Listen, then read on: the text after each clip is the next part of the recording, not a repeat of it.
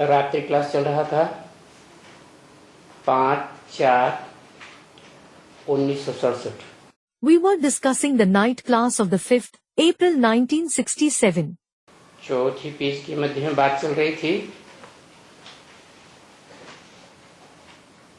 कृष्ण बच्चा जिसकी पूजा करते हैं।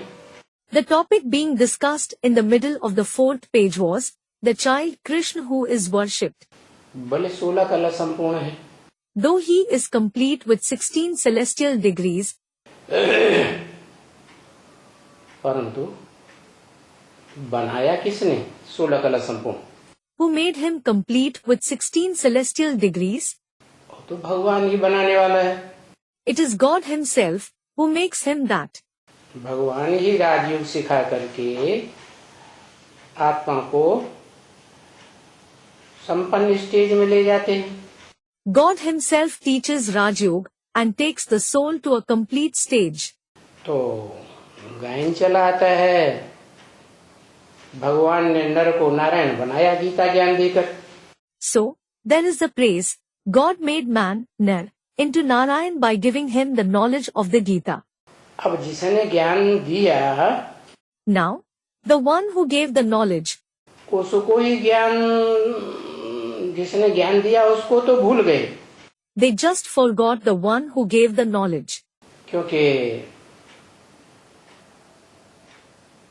सत्युग आदि से पहले क्या था किसी को पता ही नहीं। It is because no one knows what was before the beginning of the golden age at all. तो कृष्ण का ही नाम डाल दिया भगवान। So, they inserted the very name of Krishna as God. और फिर लिख दिया कि द्वापर के अंत में कृष्ण ने आके जन्म लिया आत्मा ने। And then, they wrote that the soul of Krishna is born at the end of the copperage. वहां भी 16 कला संपूर्ण दिखाई देते हैं। They show him complete with 16 celestial degrees even there. अरे कलयुग में द्वापर में तो शास्त्रों में 8 कलाएं दिखाई हुई हैं। Arey, in fact, they have mentioned 8 celestial degrees for the copperage in the scriptures. फिर ये दूसरी बात क्यों शुरू कर दी? Then why did they write a different thing? तो द्वापर के अंत में कृष्ण को भगवान बना के दिखाते हैं कि भगवान ने पापी कलयुग की स्थापना कर दी। So, they show Krishna as God in the end of the copperage, that God established the sinful ironage. कितनी विसंगतियां हैं। There is so much discrepancy. वास्तव में जिस बच्चे कृष्ण की पूजा करते हैं वो तो सृष्टि के आदि काल का बच्चा है। In reality, the child Krishna who is worshipped, he is a child of the beginning of the world. जो चित्रों में दिखाते हैं चरित्र की यादगार, They show the yaadgaar of his character in the pictures.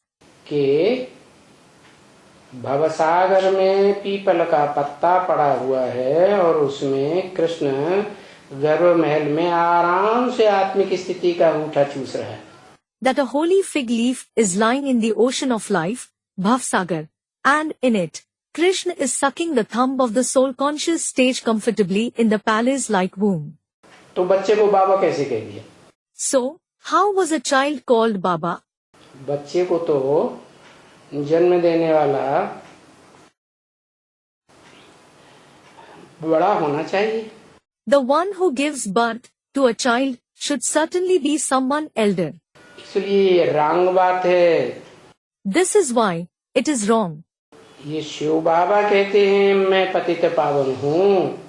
Shivbaba says, I am the purifier of the impure ones. पतितों को पावन बनाने वाला मैं हूँ। It is I who make the impure ones pure. जो पतित kalaahiin बन जाते हैं उनको आकर के नर से नारायण जैसा 16 कला संपूर्ण सतयुग का पहला देवता बनाता हूँ। Those who become impure, kalaahiin, I come and make them like Narayan from a man, the first deity of the golden age complete with 16 celestial degrees. और शास्त्र में भी कहते हैं और कीर्तन में भी गाते हैं हे Krishna Narayan Vasudev. It is mentioned in the scriptures as well as sung in the kiirtans, hey Krishna Narayan Vasudev. अर्थात ये एक ही आत्मा का नाम है जो सतयुग के आदि में नारायण बनता है। It means all these are the names of just one soul who becomes Narayan in the beginning of the golden age. परंतु जन्म किससे लेता है ये बात भूल गए। But from whom is he born? They forgot this. जो जन्म देने वाला उसका बाप है। They forgot the father who gives birth to him. तो कृष्ण को कोई पतित पावन कहते ही नहीं है। So, Krishna is certainly not called the purifier of the impure ones. कहते किसको है? गायन किसका है? पतित पावन Sitaram. Who is called that? Whose praise is it? It is said, Patit Pavan Sitaram. जो सीताराम का गायन है वो सीताराम वाली आत्मा ही। Sitaram whose praise it is, those very souls of Sitaram, सतयुग से पहले before the golden age, shooting period Sangam युग में, in the shooting period of the confluence age, कलयुग के अंत और सतयुग के आदि के 100 वर्ष के टाइम में पतित से पावन बनने का पुरुषार्थ करते हैं।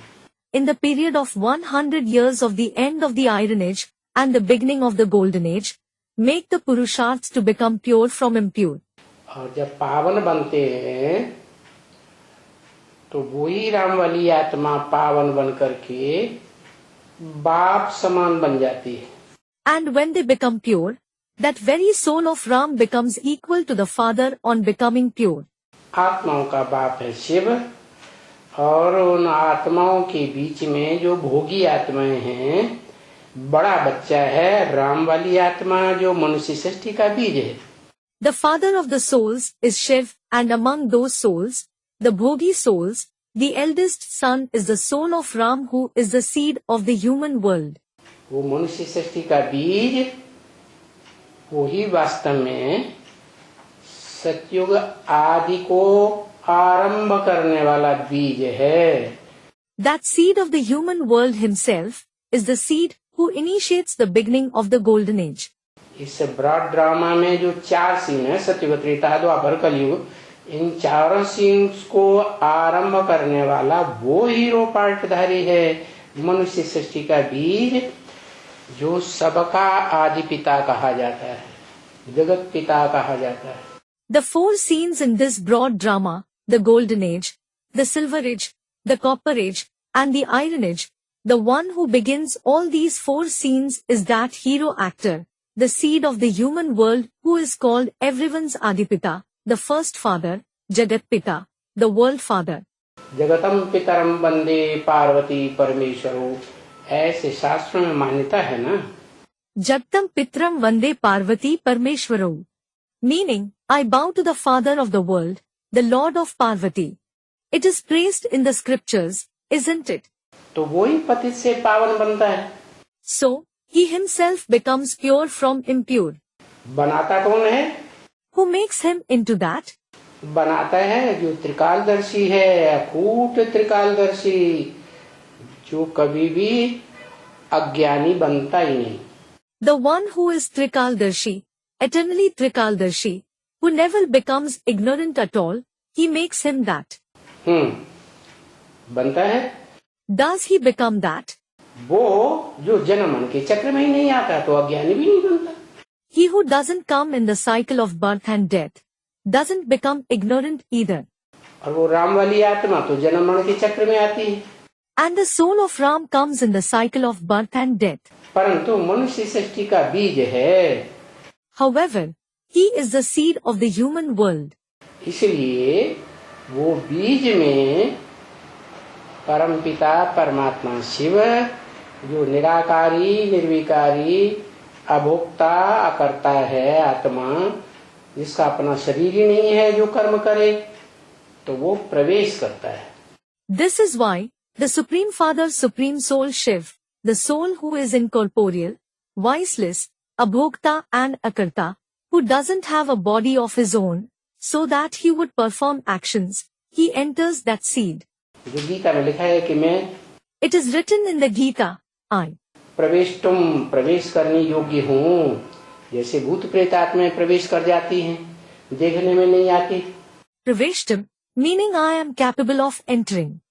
Just as the souls of ghosts and spirits enter, they aren't visible. तो ऐसे ही वो भूत प्रेत आत्माओं से भी उच्च कोटि की आत्मा पावरफुल वो है Shiv. Similarly, Shiv is more superior and a powerful soul than the souls of those ghosts and spirits. जिसका सूक्ष्म शरीर भी नहीं होता। He doesn't have a subtle body either. उसको कहा जाता है कारण शरीर। That is called the causal body. क्या? What? वो कारण शरीर तब कहा जाता है जब साकार शरीर में प्रवेश करते हैं। It is called the causal body when he enters the corporeal body. वो सृष्टि का कारण बनता है। He becomes the cause of the world. अगर वो बीज ही न हो तो सृष्टि रूपी वृक्ष भी पैदा नहीं हो। If that seed himself isn't present, the world, the tree-like world won't grow either. तो कृष्ण को कोई पतित पावन नहीं कहते हैं जो 16 कला संपूर्ण सतयुग का कृष्ण है या द्वापर में जिसको डाल दिया द्वापर के अंत में। So, the golden age Krishna who is complete with 16 celestial degrees, or the one who is shown at the end of the copper age isn't called the purifier of the impure ones. वो कोई पतितों को पावन बनाने वाला नहीं है। He isn't the one who purifies the impure ones. वास्तव में पावन देवताएं तो सतयुग त्रेता में होते हैं, 16 कला संपूर्ण 14 कला संपूर्ण। In fact, the pure deities complete with 16 celestial degrees and 14 celestial degrees are in the golden and the silver age. द्वापर में जहाँ 8 कलाएं भी अंत में खत्म हो जाती हैं उसे पावन युग कैसे कहेंगे? The copper age, where even the 8 celestial degrees diminish in the end, how will it be called a pure age? वहाँ कोई पावन बन के कैसे पैदा होगा? How will someone be born pure there? तो ये अक्षर उन कृष्ण के पुजारियों को चुभेगा। So, these words will prick the worshippers of Krishna. कि अरे हमारे कृष्ण बच्चे को तो इतना सलोना बच्चा इतना बढ़िया भगवान देखने में आता है। They will say, Arey, our child Krishna is such an attractive child. He appears to be such a nice God. छोटे छोटे बच्चे अच्छे देखने में अच्छे लगते, जानवरों के भी बच्चे अच्छे लगते हैं, तो फिर मनुष्यों की तो बात ही क्या है? Small children look nice, don't they? The young ones of even the animals look nice, then, what to say about the children of human beings? तो ये अक्षर उनको चुभेगा कि अरे हमारा कृष्ण बच्चा भगवान ही नहीं रहा। So, these words will prick them, and they will say, Arey, our child Krishna isn't God at all? वो रचना हो गया। Is he the creation? रचयिता भगवान कोई और है।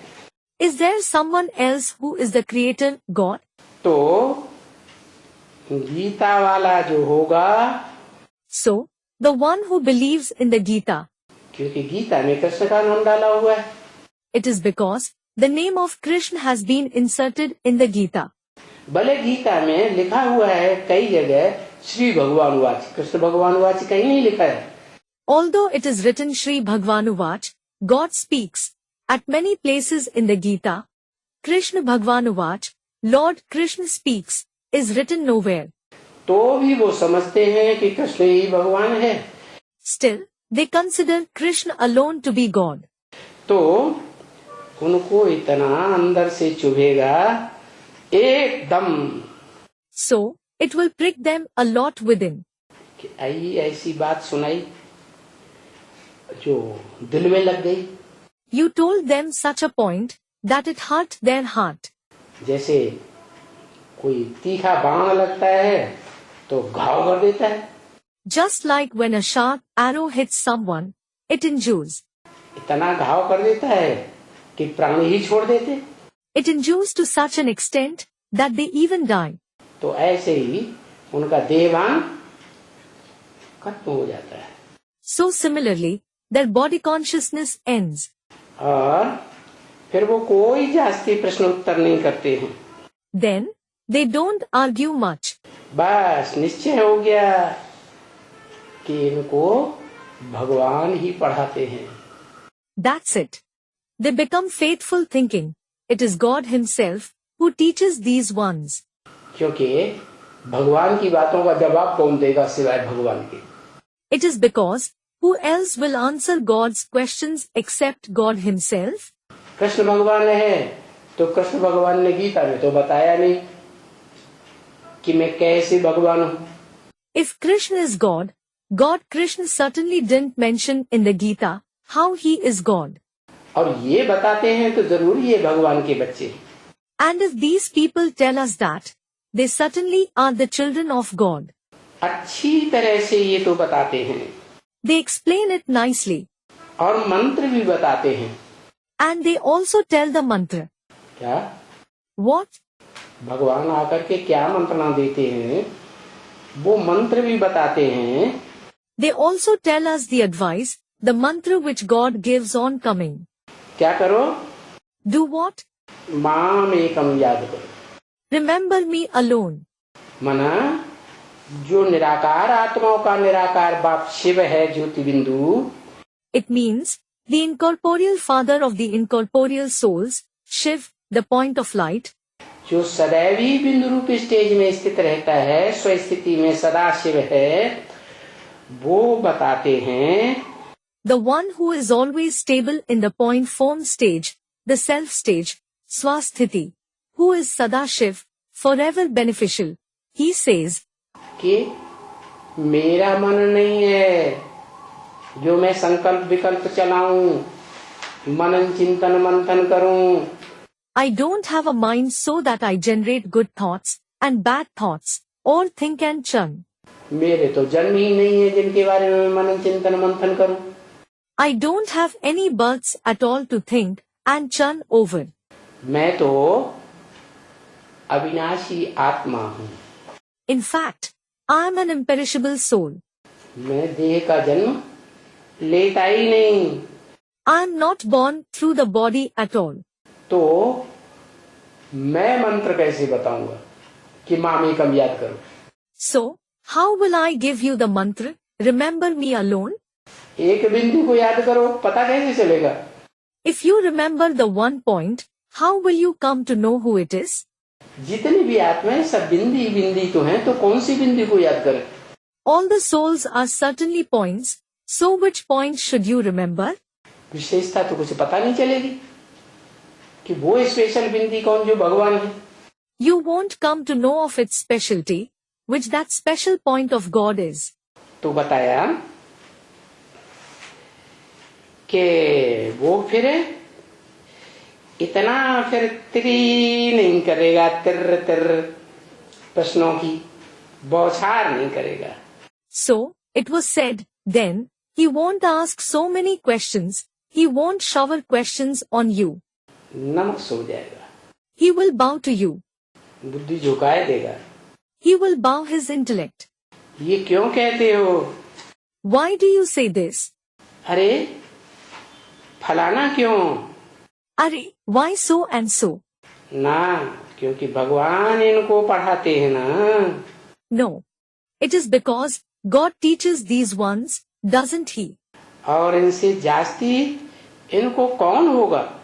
And who would be greater than him for them? तो बताओ. कृष्ण तो 16 कला संपूर्ण बनने वाला है. So, tell them, Krishna is certainly the one who becomes complete with 16 celestial degrees. बनाने वाला तो उससे ऊंचा होगा ना, कलातीत होगा ना. The Creator will certainly be higher than him, won't he? He will be Kalatit, won't he? गाया भी जाता है कलातीत कल्याण कल्पांतकारी. It is also sung, Kalatit Kalyan Kalpantakari. है जो कलाओं से अतीत है वो क्या होगा? What will the one who is beyond the celestial degrees be? है वो तो सबका कल्याणकारी होगा. 16 कला संपूर्ण बनने वाले देवताओं का भी कल्याण करने वाला होगा. तब तो वो 16 कला संपूर्ण बने. He will bring benefit to everyone. He will bring benefit even to the deities who become complete with 16 celestial degrees. Only then did they become complete with 16 celestial degrees. और कल्पांतकारी. And he is Kalpantakari. कल्प का अर्थात कलयुग का अंत करने वाला भी होगा। He will also bring an end to the cycle, meaning the ironage.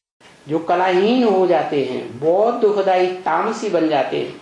He brings an end of those who become kalaahiin, very sorrow-giving and degraded.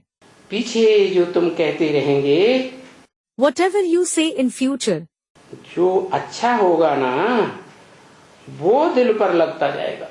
something that is good will touch the heart. क्या? What? सबसे अच्छा होगा तो सबसे जास्ती दिल पे लगेगा। If it is the best, it will touch the heart the most. तो बताओ, दुनिया में सतयुग के आदि से लेकर के राजाएं महाराजाएं हुए। So tell me, there have been kings and emperors in the world from the beginning of the golden age. उनकी प्रजा के ऊपर, दिल के ऊपर उनकी छाप होती थी। They had an impression on their subjects' heart. उन्हें अपना राजा बड़ा अच्छा लगता था। They, that is the subjects, liked their king a lot. तो बताओ, उन राजाओं को भी राजा बनाने वाला राजयोग के द्वारा कौन, जो गीता ज्ञान देकर राजयोग सिखाता है? So tell me, who is the one who makes even those kings into kings through Rajyog, who gives the knowledge of the Gita and teaches Rajyog? तो उनके दिल पर लगेगा। So, it will touch their heart. कि हाँ, 16 कला संपूर्ण बनने वाले कृष्ण से देवता से भी ज्यादा ऊंचा कोई और है, जिसे महादेव कहा जाता है। Yes, there is someone higher than even the deity Krishna who becomes complete with 16 celestial degrees. He is called Mahadev. Krishna को महादेव तो कोई नहीं कहता।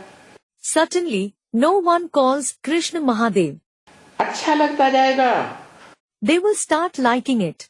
और फिर पहली बात बैठ करके कोई समझे, ये बड़ी मुश्किल है। And it is very difficult that someone sits and understands the first topic. क्या पहली बात? What is the first topic? बनमना भव, मेरे मन में समा जा। Man mana bhav, merge in my mind. माम एकम याद करो। Remember me alone. कोई दूसरे को याद करेंगे तो व्यभिचारी याद हो जाएगी। If you remember someone else, your remembrance will become adulterous. व्यभिचारी याद होने से तुम उतने ऊंचे नहीं बन सकेंगे। If your remembrance becomes adulterous, you won't be able to become that high. सुनाते हैं अच्छी तरह से तो कुछ न कुछ तो उनकी बुद्धि में बैठता है। If you narrate to them nicely, it surely sits in their intellect to some extent. परंतु लगेगा फिर भी उनको। Nonetheless, it will certainly hit them. क्या? What? तीर लग जाएगा। An arrow will hit them. ये नंबरवार आते हैं तुम्हारे पास। They come to you number-wise. क्या? What? नंबरवार क्यों कहा? Why was it said number-wise? क्योंकि जो तुम बच्चों के पास ज्ञान लेने के लिए आते हैं नंबरवार, उनमें पहले पहले कोई आने वाला होगा या नहीं होगा? It is because those who come to take knowledge from you children number-wise, will there be someone among them who comes first or not? फिर बाद में आने वाले भी होंगे। Then, there will also be those who come later. अंत में आने वाले होंगे। There will be those who come in the end. तो श्रेष्ठ कौन है? So, who are elevated? जो पहले आए।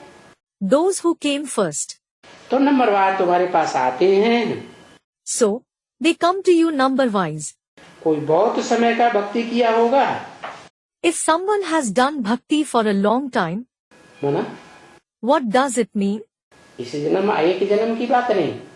It isn't about this one birth.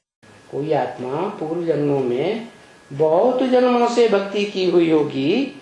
If some soul has done bhakti for many births in the past, कोई बहुत कम भक्ति की हुई होगी, थोड़े जन्म भक्ति की होगी। फिर कोई उनसे भी कम होंगे, उससे भी कम कोई ने भक्ति की होगी।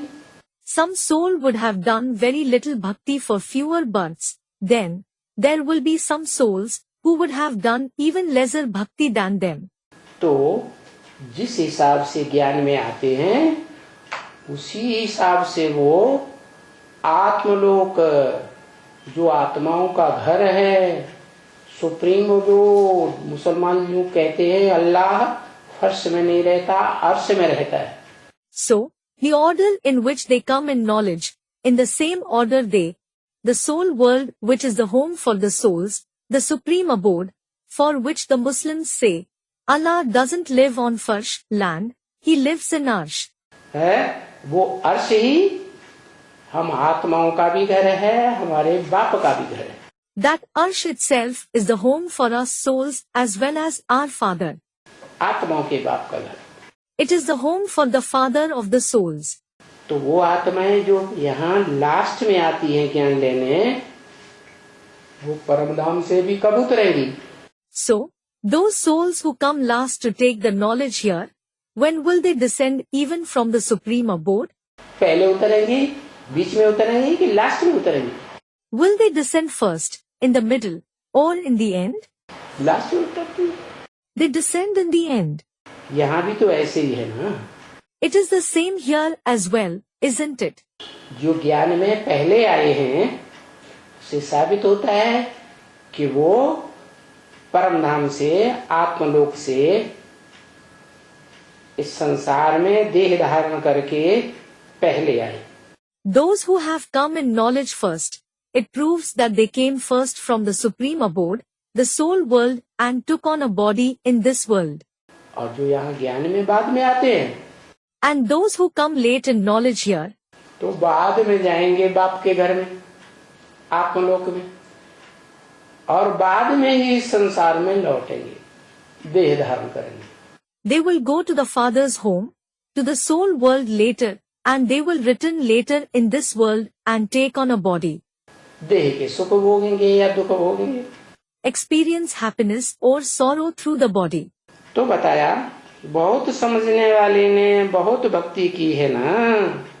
So, it was said, the one who understands the knowledge a lot has done a lot of bhakti, hasn't he? क्या? What? जो यहाँ आकर के बहुत ज्ञान गहराई से समझते हैं, तो इससे क्या साबित होता है? Those who come here and understand the knowledge very deeply, what does it prove? कि उन्होंने जन्म जन्मांतर बहुत भक्ति की है, आदि से ही, आदि द्वापर युग से, द्वैतवादी युग से. It proves that they have done a lot of bhakti birth after birth, from the beginning itself, from the beginning of the cooperage, the dualistic age. न समझने वाले ने थोड़ी भक्ति की है. Those who don't understand have done little bhakti. भक्ति थोड़ी की है. Those who have done little bhakti. भगवान के पीछे भागने का प्रयास बुद्धि से, तन से, मन से कम किया है, तो उनको भगवान का ज्ञान भी कम मिलेगा. Those who have tried to run behind God through the intellect, body, and mind a little, will receive little knowledge of God. कम भक्ति की है यानी वो बहुत कम भक्ति किया है. They have done little bhakti means they have done very little bhakti. तो जरूर कम समझेंगे. So they will definitely understand a little. फिर देरी से आएंगे. Then, they will come late. जिन्होंने कम ज्ञान समझा, वो देरी से आएंगे. Those who have understood little knowledge will come late. जिन्होंने ज्यादा गहराई से ज्ञान समझा, वो पहले आएंगे. कहाँ पहले आएंगे? Those who have understood the knowledge very deeply will come first. Where will they come first? भगवान बाप के घर में भी पहले जाएंगे, शांति धाम, सुप्रीम अबोर्ड, सोल वर्ल्ड में जाएंगे, अर्श में जाएंगे, और फिर वहां से कम भक्ति की होगी तो बाद में आएंगे इस दुनिया में सुख या दुख भोगने के लिए. They will go to the home of God the Father, the abode of peace, the supreme abode, the soul world, Arsh first, and if they have done little bhakti, they will come later to experience happiness or sorrow in this world. तो जो देरी से आएंगे, So, those who come late, मान लो सत्ययुग त्रेता में नहीं आए, suppose they didn't come in the golden and the silver age, द्वैतवादी द्वापर युग से आए, but came from the dualistic cooperage, तो देर हो गई ना. so it is late, isn't it? तो सुख भी भोगेंगे और दुख भी भोगेंगे। So, they will experience happiness as well as sorrow. जो पहले पहले आ गए, Those who came first, सतयुग त्रेता में आ गए, वो सुख ही सुख भोगेंगे, दुख नहीं भोगेंगे, क्योंकि आधा कल्प की जो सृष्टि है सतयुग त्रेता, वो भगवान ने रची है। who came in the golden and the silver age will experience happiness and only happiness. They won't experience sorrow. It is because the world of half a cycle of the golden and the silver age is created by God. भगवान जिस साकार तन के द्वारा आते हैं, नई सृष्टि की रचना कराते हैं। The corporeal body in which God comes, He has the new world created through Him. वो साकार तन ही रचयिता साबित होता है। That corporeal body himself is proved to be the creator. और आधा कल्प वो सृष्टि सुख की स्वर्ग कही जाती है। And that world of happiness is called heaven for half a cycle. इसलिए क्रिश्चियंस में ये कहते हैं heavenly God father. This is why it is said, Heavenly God the Father among the Christians. क्यों? Why? गॉड फादर ने, supreme God father ने क्या किया? What did God the Father, Supreme God the Father do? Heavenly दुनिया बनाई। He created the heavenly world. नरक की दुनिया नहीं बनाई। नरक की दुनिया नर बनाता है, मनुष्य बनाता है। He didn't create the world of hell. Nar, a human being creates the world of Narak, hell. और स्वर्ग की दुनिया सदा स्वस्थिति में रहने वाला, आत्मिक स्थिति में रहने वाला बनाता है। And the one who always stays in the stage of the self, in the soul conscious stage, creates the world of heaven. तो फिर वो जिन्होंने भक्ति कम की है वो देरी से समझेंगे। So, those who have done little bhakti will understand the knowledge late. Last में उनको समझ में आएगा क्या? They will understand this in the end. What? कि इस सृष्टि पर प्रैक्टिकल में भगवान का पार्ट बजाने वाला, नई दुनिया बनाने वाला कौन है, कौन व्यक्तित्व है? Who is the one? Who is that personality who plays the part of God in this world in practice and creates the new world? वो लास्ट में समझेंगे। They will understand it in the end. जिन्होंने बहुत भक्ति की होगी वो पहले पहले निश्चय बुद्धि हो जाएंगे। Those who will have done a lot of bhakti will become the ones with a faithful intellect first. अटल निश्चय बुद्धि हो जाएंगे। They will become those with a firm faithful intellect. क्या? What? जो बोला है, जो देखे इन आंखों से, साकार आंखों से। It is said, whoever sees through these eyes, through the physical eyes, जो सुने इन साकार कानों से, दो शब्द भी सुने तो उनकी बुद्धि में फट से बैठ जाएगा। क्या? whoever listens through these physical ears, if they listen to even 2 words, it will sit in their intellect immediately. What? वास्तव में भगवान का प्रैक्टिकल स्वरूप यही व्यक्तित्व है। In reality, this personality himself is the practical form of God. क्या बैठेगा? What will sit in their intellect? जो भारत के शास्त्रों में गाया हुआ है। कौन? The one who is praised in the scriptures of Bharat. Who? Shiv Shankar Mahadev कहा जाता है। He is called Shiv Shankar Mahadev. Shiv है निराकार ज्योति बिंदु का नाम, आत्मिक स्थिति का नाम। Shiv is the name of the incorporeal point of light, the name of the soul conscious stage. और जो ज्योति बिंदु के आसपास लिंग दिखाते हैं वो कोई लिंगधारी मनुष्य ही होगा ना। And the link that is shown near the point of light, that will certainly be some human being who has the link, won't he? वो उस लिंगधारी मनुष्य का नाम है। It is the name of that human being who has the link. क्योंकि शिवलिंग कहते हैं लेकिन शिव को तो लिंग होता ही नहीं।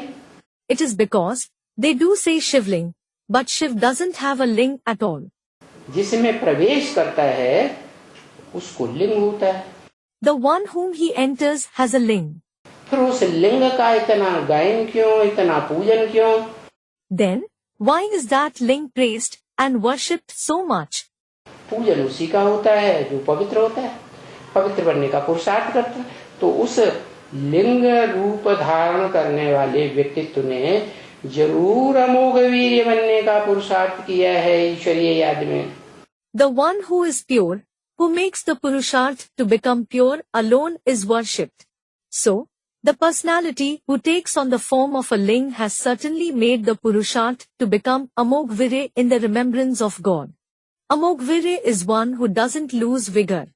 तो ये भक्ति कम और भक्ति ज्यादा किसने की, ये पहचान हो जाती है।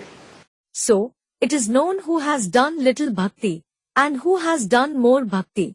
तो कम भक्ति करने वाले देर में आवेंगे। Those who do little bhakti will come late. ये हिसाब बहुत है समझने का। There is a big calculation to understand. क्यों? Why? क्योंकि समझने वाले मनुष्य कितने हैं? It is because there are how many human beings who understand? 500, 700, 750 crore मनुष्य आत्माएं हैं सृष्टि रूपी रंगमंच पर, जिनको मन बुद्धि होती है, मन से बुद्धि से समझ सकते हैं ज्ञान को। There are 5 to 7 billion or 7.5 billion human souls on this world stage who have a mind and an intellect, who can understand the knowledge through the mind and intellect. तो एक एक को बैठ करके समझाना पड़े। So, you have to sit and explain to each and everyone. तो बहुत हिसाब बन जाता है। So, the calculation becomes very big. तो इसके ऊपर बुद्धि चलनी चाहिए बच्चों की। The children should think over it. क्या? किसके ऊपर? What? Over what? कि किसने जास्ती भक्ति की है और किसने कम भक्ति की है। Who has done more bhakti and who has done little bhakti? जिसने जास्ती भक्ति की होगी वो जास्ती ज्ञान उठाएगा। The one who will have done more bhakti will grasp more knowledge. जिसने कम भक्ति की होगी वो कम ज्ञान उठाएगा। The one who will have done little bhakti will grasp little knowledge. तो जो सर्विस में रहते हैं, ईश्वरीय सेवा करते हैं, जिनको समझाना पड़ता है, So, those who remain busy in service, who do the service of God, those who have to explain to others, music बजा, the music was played. तो बड़ी भारी कमाई है बच्ची। So daughter, there is very high income in this. किस बात में? In what? समझाने में। In explaining to others. जितने लोगों को समझावेंगे वो सब तुम्हारी प्रजा बन जाएगी। As many people you explain to, all of them will become your subjects. क्या समझावेंगे? What will you explain? कि मनुष्य सृष्टि का बाप कौन है। जिस बीज रूप मनुष्य सृष्टि के बाप में वो निराकार सेवा भोक्ता प्रवेश करता है। Who the father of the human world is, the seed form father of the human world in whom that incorporeal Shiv who is a bhokta enters. और प्रवेश करके And after entering, वो भोगी आत्माओं के बीच बड़ा बच्चा सबसे जास्ती समझता है और सबसे जास्ती समझाता है। that eldest son among the bhogi souls understands as well as explains the knowledge the most. तो बड़ी भारी कमाई है। So, it is a very high income. कितनी भारी कमाई हो गई? How high an income is it? ज्यादा समझने वाला, ज्यादा भक्ति करने वाला है तो उसकी कमाई कितनी भारी हो गई? If someone understands more knowledge and does more bhakti, how high is his income? सारे विश्व का मालिक बनता है, विश्वनाथ कहा जाता है। हर हर Mahadev Shambho Kashi Vishwanath Gange. He becomes the master of the entire world. He is called Vishwanath, the Lord of the world. It is said for him, Har Har Mahadev Shambho Kashi Vishwanath Gange. सारे विश्व का नाथ बनता है। He becomes the Lord of the entire world. बड़ा शौक चाहिए इस कमाई का। You should have a lot of interest in this income. किस कमाई का? In which income? जो ईश्वरीय ज्ञान की कमाई है, उस कमाई का शौक क्या होना चाहिए? What interest should you have in the income of the knowledge of God? कि जो हम ईश्वरीय ज्ञान लेते हैं वो ईश्वरीय ज्ञान अपने अंदर दबा के न रखें, कंजूस न बने. The knowledge of God that we take, we shouldn't keep it just within ourselves. We shouldn't become a miser.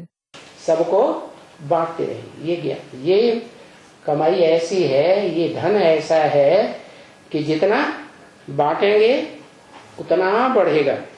We should keep giving this knowledge to everyone. This income, this wealth is such that the more you give it to others, the more it will increase.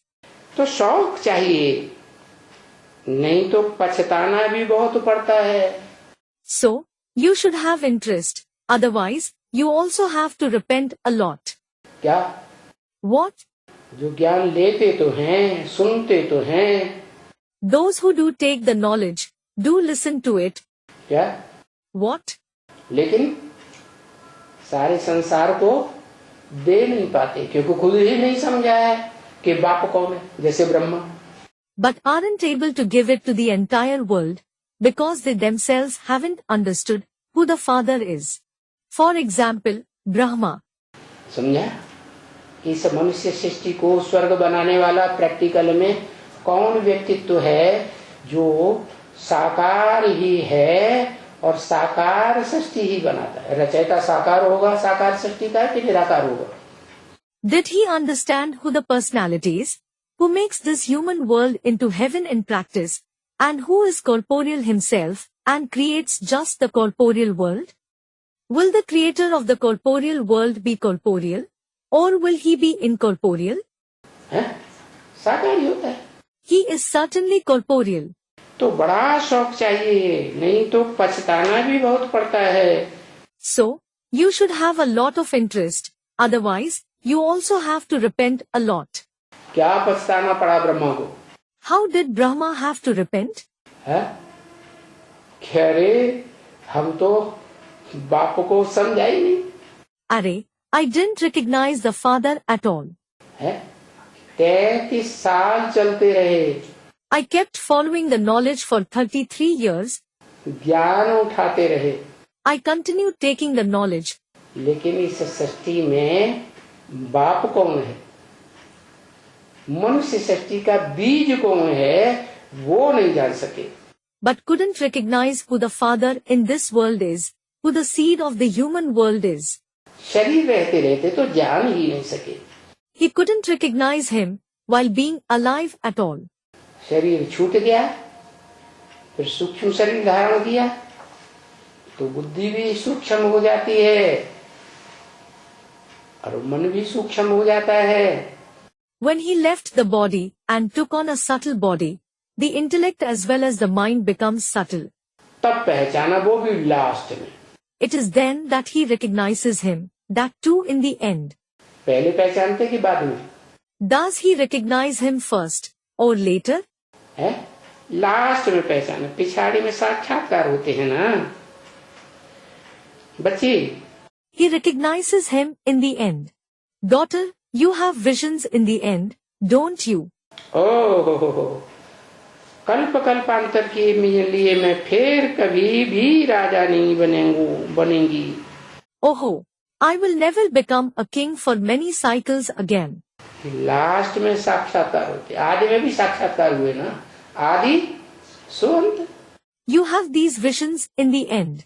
You had visions in the beginning as well, didn't you? Whatever happens in the beginning will happen in the end as well. तो बुद्धि में आ जाता है हम कभी भी वो ऊंचा पद नहीं पाएंगे जिस ऊंची पद में रह करके नई दुनिया का निर्माण करते हैं, नई दुनिया बनाते हैं. राधा कृष्ण जैसे सत्युगी बच्चों को भी जन्म देने वाले माई बाप बनते हैं. So, it comes to the intellect. We will never attain that high position in which the new world is created, the new world is made, the position in which we become the mother and father who give birth to even the golden age children like Radha and Krishna. ऐसा ऊंचा पद कभी नहीं पाएंगे. We will never attain such a high position. कैसा ऊंचा पद? What kind of a high position? जो विश्व के मालिक बनते हैं. that we become the masters of the world. सतयुग में तो विश्व के मालिक कहे जाएंगे. Will the deities be called the masters of the world in the golden age? वहाँ तो सतयुग के मालिक हैं. They are in fact the masters of the golden age there. ज्यादा से ज्यादा 9 लाख जनता के मालिक होंगे. They will be the masters of the 9 lakhs population at the most. सारे विश्व के मालिक तो नहीं हुए ना. They certainly aren't the masters of the entire world, are they? तो बस So, that's it. कल्प पिछाड़ी में तुमको बहुत हैरान होना पड़ेगा. You will have to worry a lot in the end every cycle. क्या? What? कोई बच्ची को बताया क्या करो? Baba said to some daughter, what should you do? है? क्या करो? What should you do?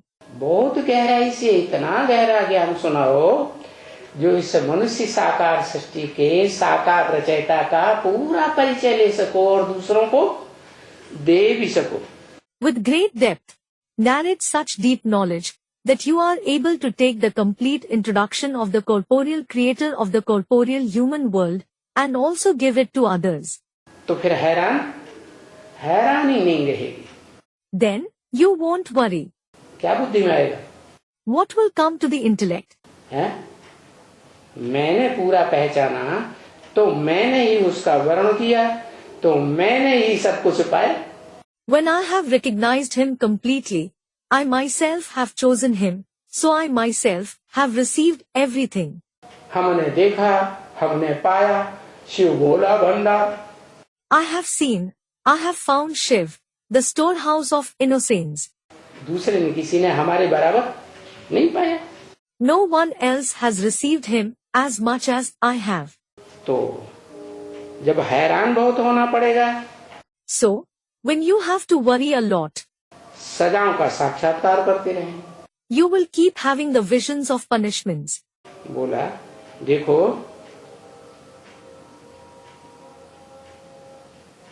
आज नहीं. It was said, look, not today. गलत है. आज नई एक चिट्ठी आई. It is wrong. Today, a new letter has come. नई एक चिट्ठी आई, दिखलाई. A new letter has come and Baba showed it. वो चिट्ठी दिखलाई कि हमको बाबा बहुत सजा देते हैं. He showed that letter in which it is written, Baba gives us lots of punishments. बाबा ये करते हैं. Baba does this. क्या? What? चिट्ठी लिखने वाले ने कहा कि हमको साक्षात्कार होता है, हमको बाबा बहुत सजा देते हैं. बाबा कौन? The one who wrote the letter said, I have visions that Baba gives us lots of punishments. Who is Baba? बाबा जरूर साकार. Certainly, the corporeal one is Baba. साकार कौन? उस समय तो ब्रह्मा बाबा थे. Who is the corporeal one? It was Brahma Baba at that time. तो ब्रह्मा बाबा ही का पार्ट है धर्मराज का. So, the part of Dharmaraj is of Brahma Baba himself. धर्म का राजा. क्यों? He is the king of Dharma, religion, righteousness. Why? कैसे? How? ये सजा देने का काम बाबा करते हैं. कौन सा बाबा? Baba performs this task of giving punishments. Which Baba? Shiv बाबा करते हैं या ब्रह्मा बाबा करते हैं? Does Shivbaba do it? Or does Brahma Baba do it? Shiv बाबा तो प्यार का सागर है. In fact, Shivbaba is the ocean of love. वो तो किसी को सजा देता ही नहीं, समझाता है. He doesn't give punishment to anyone at all. He explains to them. है? अच्छी तरह से गहराई से दिलो जान से समझ जाएंगे तो फिर उल्टा काम नहीं करेंगे. If they understand nicely, deeply and wholeheartedly, they won't perform wrong actions. तो सजा नहीं देता है, वो तो प्यार ही प्यार देता है. So, he doesn't give punishments. He gives love and only love. लेकिन सजा कौन देता है? And who gives punishments? सजा देता है वो जो धारणाओं का राजा है. The one who is the king of Dharna gives punishments. जितना ज्ञान समझता है उतना धारण करता है तो धारणाओं का राजा कहा जाता है, और वो धारणाओं का राजा उनको दंड देता है जो देवताई धारणाएं नहीं करते हैं। The extent to which he understands the knowledge, he assimilates it to the same extent, so he is called the king of dharna. And that king of dharna gives punishment to those who don't assimilate divine virtues. क्या? What? देवताई धारणाएं जो नहीं करते हैं, Those who don't assimilate the divine virtues, देवता नहीं बनते हैं, उनको सजा देता है। don't become deities, he punishes them. तो साबित होता है कि कौन सी आत्मा धर्मराज का पार्ट बजाती है। So, it is proved which soul plays the part of Dharmaraj. जो मुरली में ब्रह्म वाक्य में बोलते हैं, It is said in the Murli, in the Brahmavakya, sentences of Brahma. क्या बोलते हैं? What is said? क्या बोलते हैं? What is said? है कि राइट हैंड है या लेफ्ट हैंड है? Is Dharmaraj my right hand or left hand? Dharmaraj है मेरा left hand. Dharmaraj is my left hand. ये सजा देना अच्छा काम है या गंदा काम है? Is it a good job to give punishments or is it a bad job? बड़े से बड़ी सजा फांसी की कौन देता है प्रैक्टिकल में? Who gives the biggest punishment? The punishment of hanging someone to death in practice? चांडाल। Chandal. तो अच्छा काम है। So, is it a good job? है? जिसने ऑर्डर दिया और जिसने फांसी पे प्रैक्टिकल में चढ़ाया। One gave the order and the other hanged the person in practice. ज्यादा पाप किसका बनेगा? Who will accumulate more sin? जिसने प्रैक्टिकल में फांसी पे चढ़ाया उसका ज्यादा पाप बनता है। The one who hanged the person in practice accumulates more sin. क्यों? Why? क्योंकि उसने तो ऑर्डर दिया। कोई माने या न माने? It is because the first person just gave the order. Someone may obey it or not. राजा की बात न माने, राजा के राज्य में से निकल के दूसरे राजा के राज्य में चला जाए। If he doesn't obey the king, he can leave the king's kingdom and go to the kingdom of some other king. अपनी दूसरी कमाई करे, दूसरा धंधा करे। He can earn by some other means, do some other job. ये चांडाल का धंधा क्यों करे? हम नहीं करते। Why should I do the job of a chandal? I won't do it. फिर भी ये भी देखना पड़ता है कि राजा सत्यवादी है, न्यायवादी है। Nonetheless, it should also be observed, is the king truthful, righteous?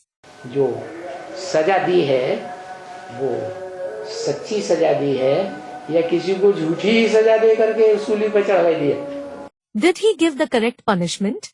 Or did he give a wrong punishment and hang someone? तो अगर चांडाल देखता है कि सच्ची सजा दे करके सूली पर चढ़ाने का आर्डर दिया है तो अच्छी बात है। So, if the chandal sees that he has given the correct punishment and ordered the person to be hanged, it is good. दुष्ट को उसकी सजा मिलनी ही चाहिए। A wicked person should certainly receive punishment for his wrong deeds. तो बहुत सी बातें हैं। So, there are many points to be observed. मतलब ये है कि सारी सृष्टि में धर्मराज का पार्ट बजाने वाला वो कौन है? जो सारी सृष्टि की सारी मनुष्य आत्माओं को जो पूरी पढ़ाई नहीं पढ़ते हैं। It means, who is the one who plays the part of Dharmaraj in the entire world? Who? To all the human souls of the entire world who don't study the complete knowledge. क्या? What? उनको सजा जरूर देता है। He certainly punishes them. कोई को कम, कोई को ज्यादा। He punishes someone little and someone more. जिसको जितनी ज्यादा सजा देता है उसको उतनी ही ज्यादा पद कम हो जाता है। The more he punishes someone, the lower his position becomes.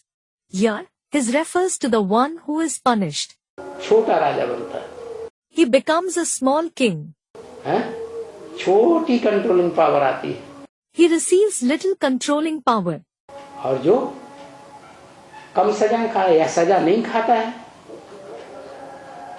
उसको फिर ऊंचे से ऊंचा पद मिलता है। And the one who receives little punishment or doesn't receive punishments attains the highest position.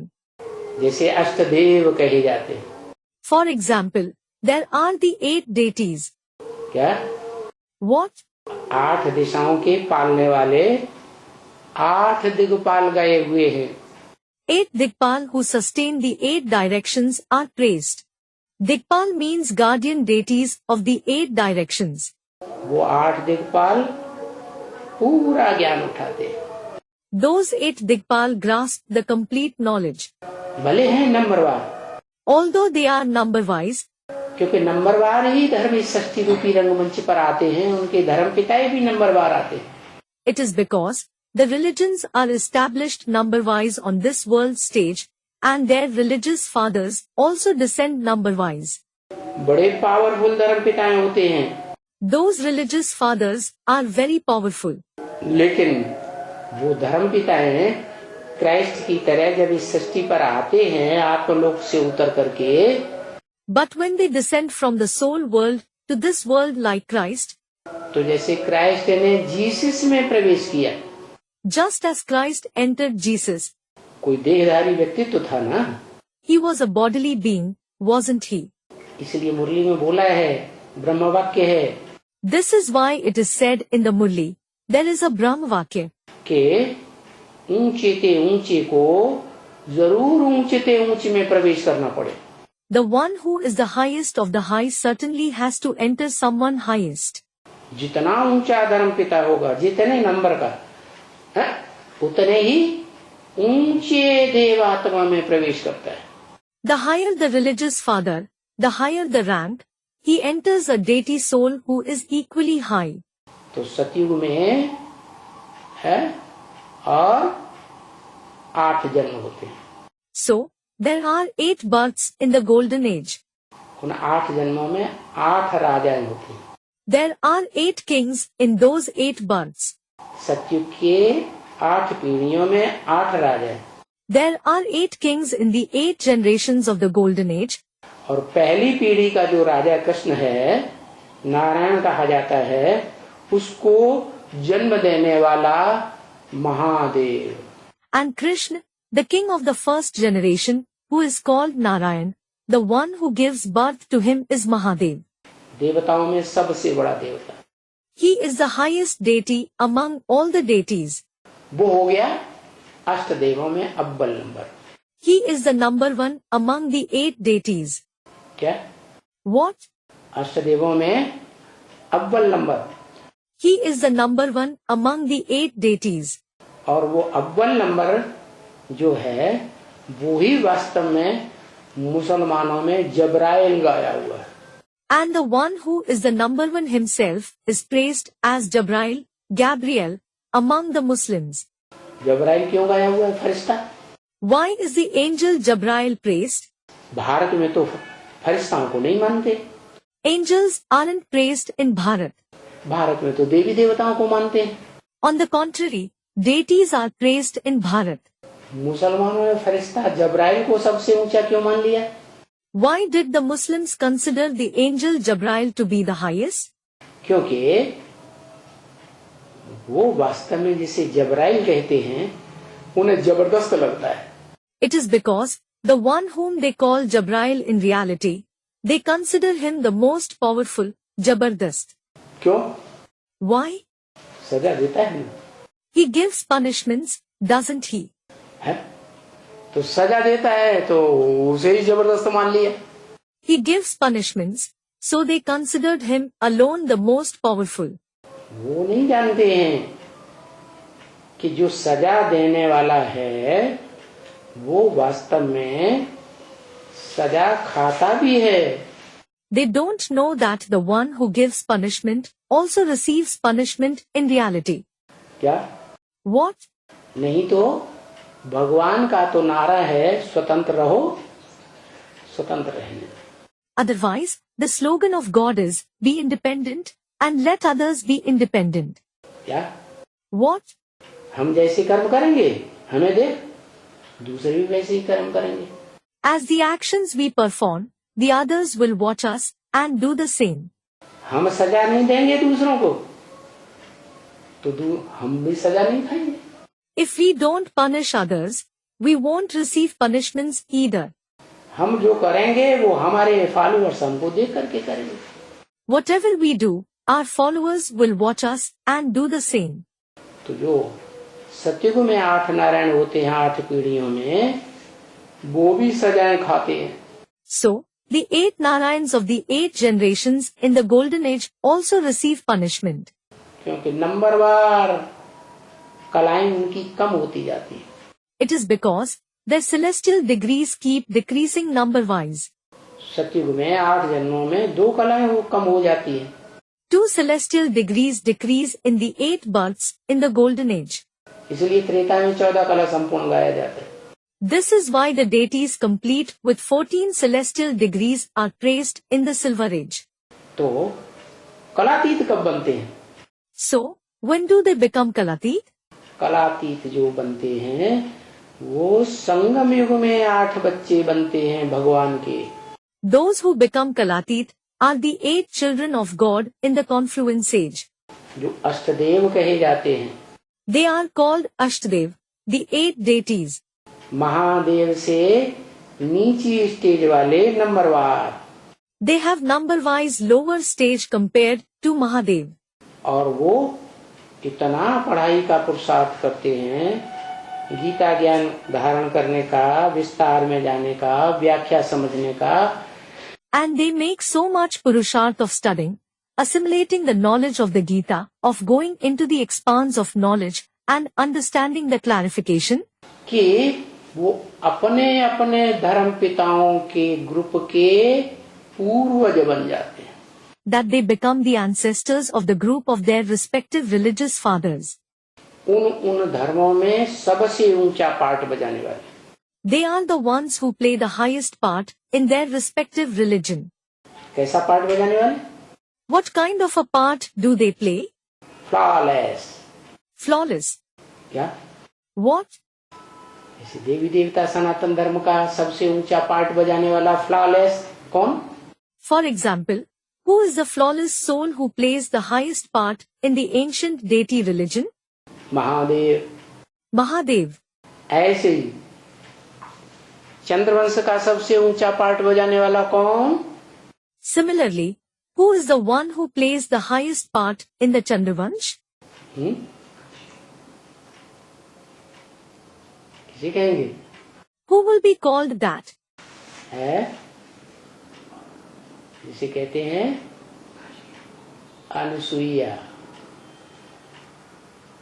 Kashi मां, योगिनी। The one who is called Anusuya, Mother Kashi, Yogini. Anusuya is a character in the scriptures known for her loyalty towards her husband. योगी राज होगा, योगी होगा दुनिया का सबसे बड़ा, तो सबसे बड़ी योगिनी भी तो होगी कोई। If there is Yogiraj, the greatest yogi of the world, there will certainly be a greatest yogini, a female yogi as well. तो वो रुद्रमाला का दूसरा मंत्र। So, she is the second bead of the Rudramala. उससे जन्म होता है किसका? Who is born from her? Student, Islam. है? अरे नहीं, उससे जन्म होता है संगम युगी नारायणी का। Arey no. The confluence age Narayani, that is Lakshmi, is born from her. वो जो संगम युगी नारायणी है वो तो त्रिदेव में से एक है ना। The confluence age Narayani is one among the Tridev, that is 3 deities, isn't she? Vaishnavi है ना। She is Vaishnavi, isn't she? तो वो तीनों देवियां और तीनों ही देवताएं उसको पवित्रता में श्रेष्ठ मानते हैं। So, all the 3 Devis and all the 3 deities consider her to be greater with regards to purity. किसको? Who? अनुसुईया। जिस अनुसुईया ने 3 देवताओं को भी अपना बच्चा बना लिया, आए थे गंदे भाव से। Anusuya. That Anusuya made even the 3 deities her children. They came with a bad intention. क्या? What? गंदे भाव से आए थे, गंदी भाषा बोली, लेकिन फिर भी उन बच्चों को क्या कर दिया? योग बल से छोटा बच्चा बना दिया। They came with a bad intention, spoke bad words. Even then, what did she do to those children? She made them small babies with the power of yoga. इतनी पवित्रता की ताकत, She has so much power of purity. तो वो सब धर्मों में सबसे ऊंचा पद पाने वाली बन जाती है संगम युग में. So, she becomes the one who attains the highest position among all the religions in the confluence age. प्रभावित हो जाते हैं सब धर्म वाले.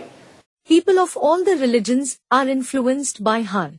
और जो मुख्य चंद्रवंश है, And especially the Chandravansh, Brahma वाली आत्मा, विष्णु वाली आत्मा, शंकर वाली त्रिदेव, तीनों ही वो प्रभावित हो जाते हैं, बच्चा बन जाते हैं, रचना बन जाते हैं. the soul of Brahma, the soul of Vishnu, and the soul of Shankar, all the three deities are influenced by her. They become her children, her creation. प्रभावित माने प्रजा, प्रजा माने बच्चे. Those who become Prabhavit, influenced, are Praja, subjects, and subjects mean children. तो उसको कहते हैं काशी नगरी. So, she is called Kashi Nagari. क्या? What? सबसे प्यारा रुद्रवत्सों में कौन Who is the dearest among the children of Rudra? है? काशी नगरी. Kashi Nagari. काशी नगरी नाम क्यों पड़ा? Why was she named Kashi Nagari? काश्य को धारण करती है. काश्य माने तेज. She assimilates Kashya. Kashya means luster. जो सूर्य का तेज है, The luster of the sun. Original ज्ञान सूर्य है ना Shiv. Shiv is the original son of knowledge, isn't he? उसके तेज को धारण करने वाली वो बनती है तब जब वो ज्ञान सूर्य शिव साकार मनुष्य सृष्टि में प्रवेश करता है. She is the one who assimilates his luster when that son of knowledge Shiv comes in the corporeal human world. कैसा धारण करती है? In what way does she assimilate it? Jagdamba की तरह धारण नहीं करती है She doesn't assimilate it like Jagdamba. कि धारण करे एक से फिर दूसरों से कनेक्शन बुद्धि का जुड़ जाए. नहीं. That she will assimilate it from the one and then join the connection of her intellect with others. No. कैसा धारण करती है? How does she assimilate it? ऐसा धारण करती है कि ever pure. She assimilates it in such a way that she becomes ever pure. उससे जास्ती पवित्र और दुनिया में कोई आत्मा बनती ही नहीं. लेकिन रुद्रमाला का मणका है. No other soul in the world becomes purer than her. But she is the bead of the Rudramala. जन्म जन्मांतर के पुरुष के संस्कार हैं या स्त्री के संस्कार हैं? Does she have the sanskars of a male for many births, or that of a female? पुरुष के संस्कार. She has the sanskars of a male.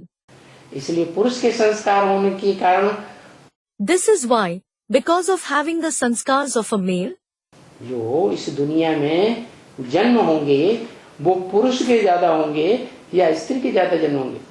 will she have more births of a male or a female in this world? है? तो सत्युग त्रेता में तो बराबर होता है, बैलेंस रहता है. एक जन्म स्त्री का, एक जन्म पुरुष का. It is equal in the golden and the silver age. There is a balance. One birth of a female and one birth of a male. जैसे ही द्वैतवादी द्वापर युग शुरू होता है तो वहाँ कोई कोई के 2 जन्म लगातार स्त्री के या 2 जन्म लगातार पुरुष हो जाते हैं. As soon as the dualistic copper age begins, some have 2 consecutive births of a female or 2 consecutive births of a male. तो जो आत्मा है ज्यादा युग लगाने वाली, काशी को धारण करने वाली, काशी नगरी. So, the soul who remembers a lot, who is Kashi Nagari, who assimilates the luster, Kashi. वो धन संपत्ति जो परमात्मा की है, प्योरिटी जिससे प्राप्त होती है, उस प्योरिटी का ज्यादा हिस्सा प्राप्त कर लेती है. She attains a major share of purity. That is the wealth and property of the Supreme Soul, through which purity is attained. और राजा बनती है ज्यादा पुरुष जन्म लेकर. And she becomes a king by having more male births. क्या? What? Mahadev के बाद किसका नंबर लगता है ज्यादा राजा बनने का इस मनुष्य सृष्टि में? Whose number comes after Mahadev to become a king in more births in this human world? Kashi नगरी. Kashi Nagri. लेकिन पुरुष जन्म लेती है द्वैतवादी युग में द्वापर युग से, तो दुर्योधन दुशासन बनती है या नहीं? But when she has the birth of a male in the dualistic age, from the copper age, does she become Duryodhan Dushasan or not? है? बोलो. Speak up. दुर्योधन दुशासन तो बनना पड़े द्वैतवादी युग में. She does have to become Duryodhan Dushasan in the dualistic age. तो पुरुष के रूप में जन्म होने के कारण, So, because of being born as a male, क्योंकि स्त्रियां ज्यादा पवित्र रहती हैं, स्त्रियों में लज्जा रहती है, स्त्रियां विकार के लिए पहल नहीं करती हैं और पुरुष ही पहल करते हैं.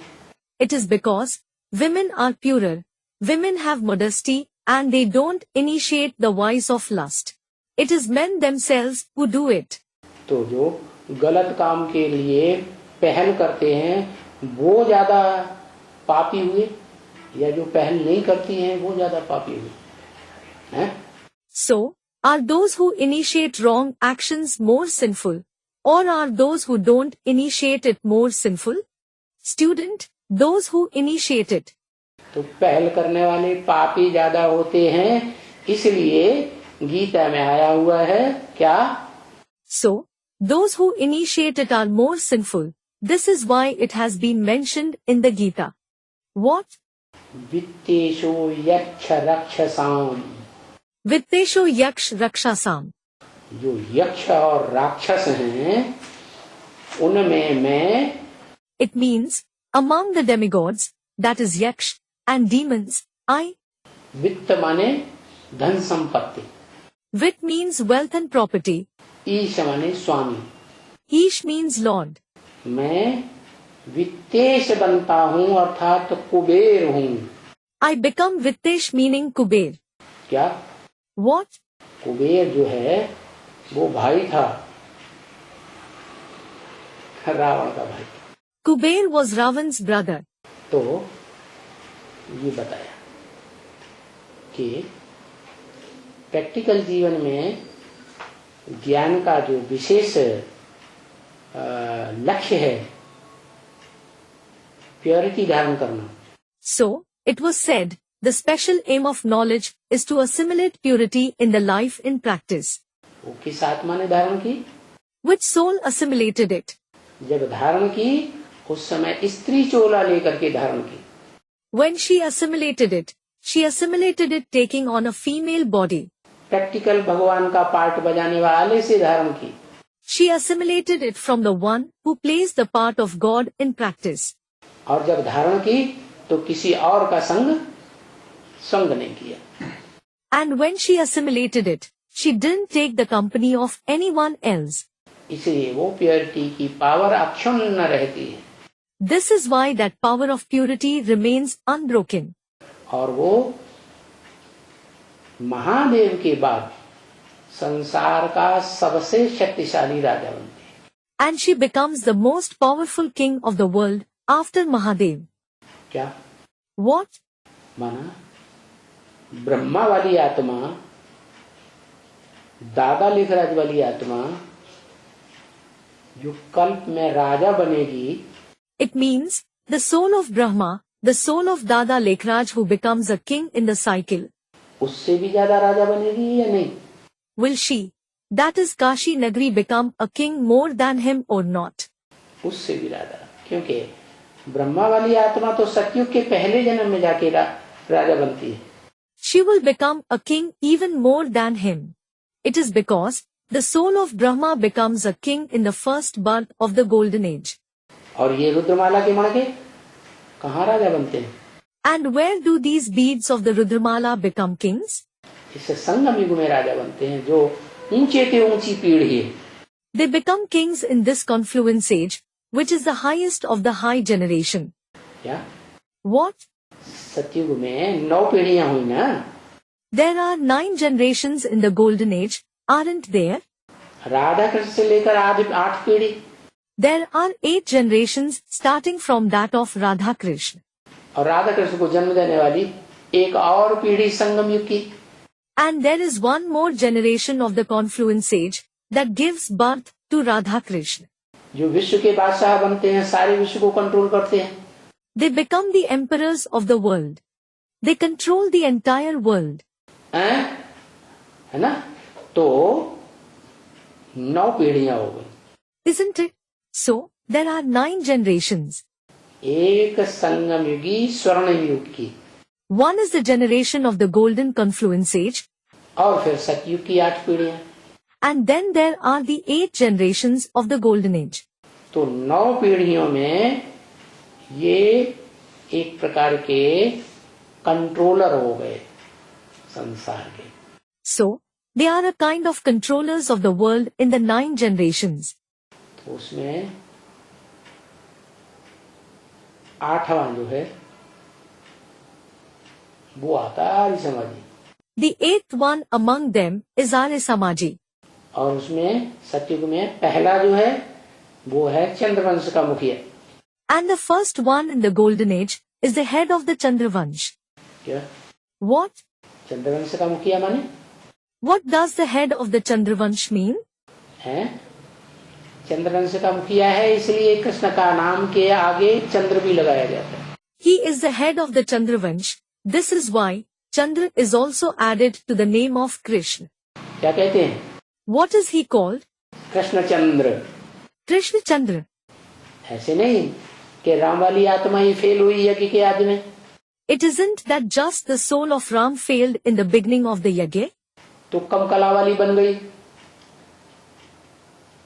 चंद्रमा का टाइटल मिल गया? नहीं। So he became the one with fewer celestial degrees and received the title of the moon. No. जो दादा लेखराज वाली आत्मा है, जो सतयुग में कृष्ण बनती है, वो भी तो फेल होती है। The soul of Dada Lekhraj who becomes Krishna in the golden age also fails. बाप को पहचान लेती? Does he recognize the father? नहीं पहचान लेती तो फेल हो गई। He doesn't recognize him, so he failed. तो दोनों ही आत्माओं का टाइटल पड़ जाता है। So, both the souls receive the same title.